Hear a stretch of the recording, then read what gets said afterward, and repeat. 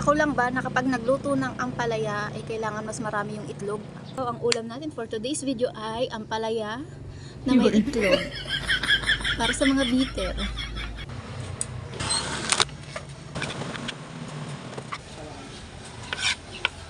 Kung nauubusan po kayo ng content, try nyo pong i-vlog yung mga araw-araw na ginagawa niyo. Simula talaga nung nag-video ako dito, ako na lagi tagaluto. Content na rin. Kasi pag hindi tayo active sa pagpo-post, tapos gusto nating maging content creator, hindi tayo mapapansin kung wala tayong ipo-post.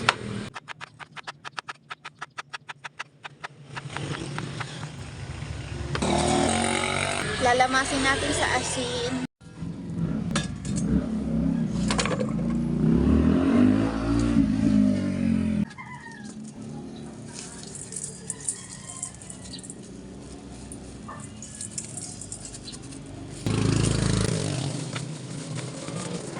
Tubig-tubig na siya ng bahagya.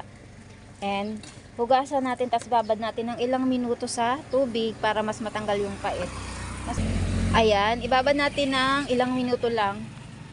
At habang nakababad yung ating ampalaya, gayatin na rin natin tong kanyang mga sangkap para dire-diretso ang ating pagluluto at ako'y nagugutom na.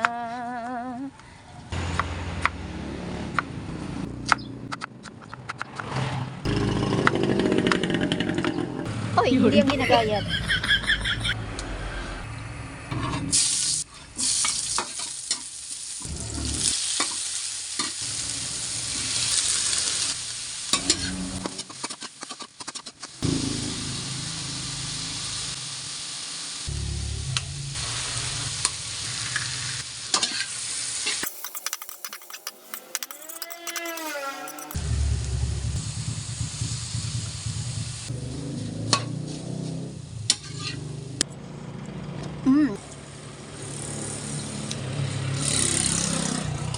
Kain!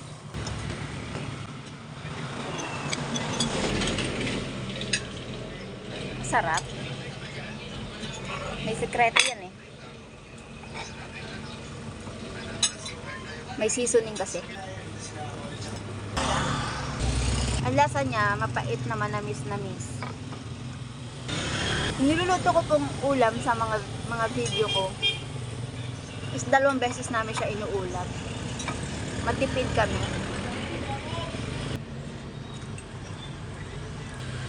Luto ko?